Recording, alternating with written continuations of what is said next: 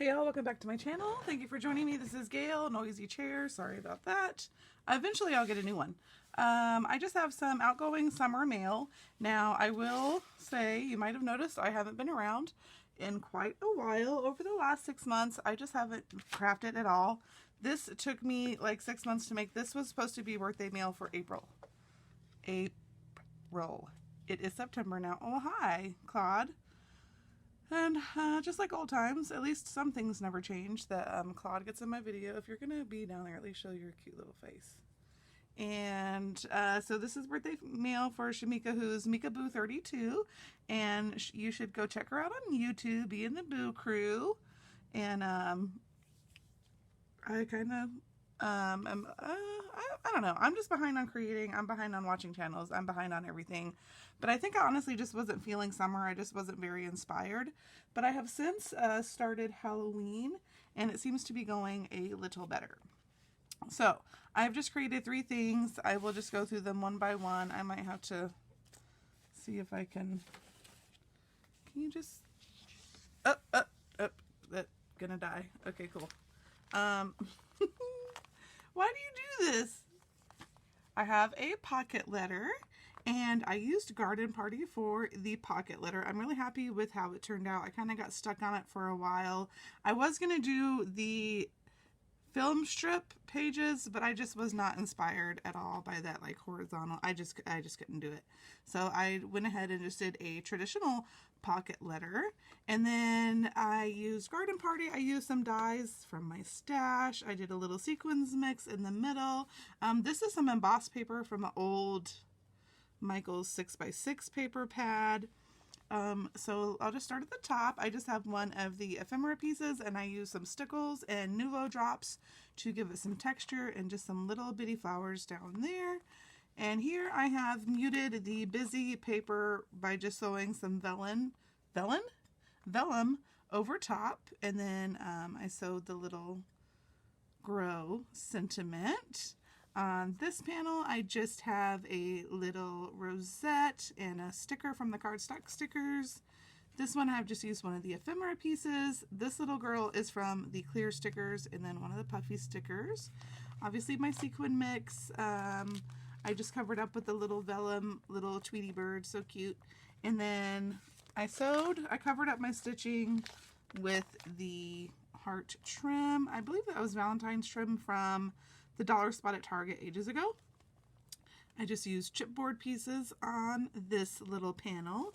And here I used another one of the sentiments, but I put a heart for the dot of the eye. And then I just have some layered butterflies that I made with a punch. I have this, hey, stop it. I have this EK Tools punch if you're interested. I bought it on clearance a long time ago, and I love it. I use it all the time. I send these in swaps all the time. Little butterflies. And then I have a panel here. Stop! Wow, rude, Mika. I'm so sorry. That's rude. Okay, and then I just have here, I have the little girl and used one of the resin hearts from the collection. So that's Mika and this is me. It's cute. But I really am happy with how it came out. Claude, you're ridiculous. And on the back I just have some goodies. I have some wax seals, some little ribbon, little trim that I had, a little shaker teacup, some of the word elements. Actually, I need to get that out and use my glue eraser. I have 4 buttons down here for her to use, and then some tickets. So just some little goodies in there. And this trim is from Hobby Lobby. I think all of these trims are from Hobby Lobby. But yeah, you go away. You're rude. I haven't been crafting in so long. He's probably like, what are you doing in here? So this is the camera die from Scrap Diva 29. Let's see if I can find it handy to show you what pieces you get. I should have really thought this out. Okay, can't find it. But it's a really great die. I love this die, and I thought it was a good price. I think it's only $15 or something like that. I was really hoping I could just find it here handy, but I have kind of rearranged my dies so that all my Halloween ones are kind of in front and whatnot. But it's the Scrap Diva die, and I really like the die. It was kind of confusing at first because for the opposite pages you have to die cut like backwards, if that makes any sense. And then, I don't know, maybe I'll do a tutorial. It really confused me at first on how to do this because you get this die cut, so when you want to do this page, it obviously doesn't fit, so you have to put the die on the bottom face up and then the pattern paper over that, if that makes sense. So you kind of have to like switch up your sandwich. But anyway, I really enjoyed using this die. It was a really good purchase. I'm really glad I got it. And so for my base paper, I used the 110 pound cardstock from Michaels. Definitely grab that when you have a coupon because it was very expensive. But on the front, I have just used one of the floral pieces, and I used hollow. I thought it would be cute and look like metal, you know, like a I just thought it worked really well. I thought it was really pretty. So I made a shaker cover, and then on the inside, I have a couple little picture frames here and a tuck spot on the first page. And then Claude turned his back to me. He's like so mad at me. And then here I have a place where you could put a photo mat. I just have put a little tuck spot in there. So she could, you know, put her picture here and then do some journaling on one of these tags. And then I have like one of the stamps from the collection. I actually used the stamps this time. So proud of myself. And I put another stamp there and just one of the ephemera pieces. And in this little envelope, I have a bunch of stamped images that I fussy cut in colors that I thought coordinated with the collection. I really like this collection. I bought way too much. If anybody's looking for any, let me know. I probably have lots to spare. But it's a good collection, and I think, you know, it's you'll be able to use it every year. And then here I just have another page with a tuck spot. I used one of the chipboard pieces here, and then I fussy cut this image off of one of the cutouts, and then I just have a place here she can put a picture. And then here I have another page, and you know, she can either use this as a tuck spot or not, but I just wanted to let her know it was a tuck spot, so I went ahead and put another little frame in there. And these are from a Coco and Reno set, I do believe. And on this page, I kind of just have you know, you could do a photo mat and then some journaling or whatever, but it's just with washi tape, so she could switch it up or put a different photo or do journaling there or decorate the page herself.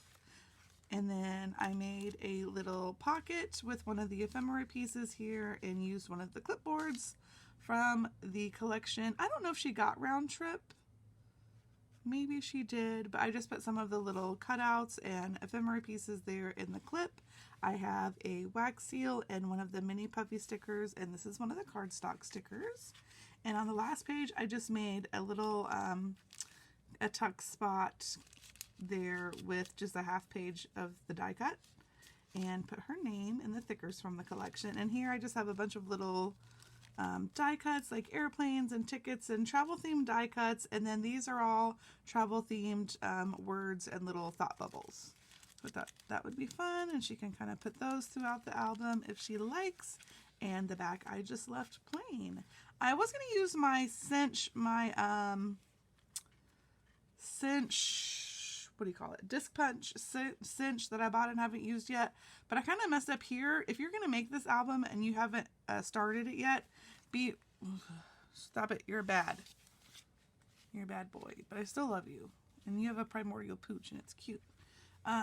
If you're going to make this album, be careful where you place this so that it doesn't get in the way of your, however you want to bind it. Because I really had intended to use 3 discs here, but I didn't think about that before I glued this down, so I couldn't punch up here, if that makes sense. But it's still fine. It still holds together perfectly fine, but it would just be a little more secure if I had the 3rd little disc on there, but I did not. But next time, those are learning, you know, live and learn. That's how it goes. But that's a great die, and I really had fun putting this album together. I used the seam binding from my Scrap Cabin Shop, I think. I think we're all familiar with that shop, and we've probably all purchased from there before, but I'm really happy with how my shaker album came out. And then this was a little pocket. I put a grommet here. I was going to make a little charm, and actually I might still have time to do that. Where's my little charms? I had some little charms I need to put on here and just kind of like never got around to it. But I might do that after I film the video. But like I said, I just want to get this in the mail. I feel bad, but that's just the way it goes. That's my bestie. She's not going to judge me or shame me. That's just the way it goes sometimes.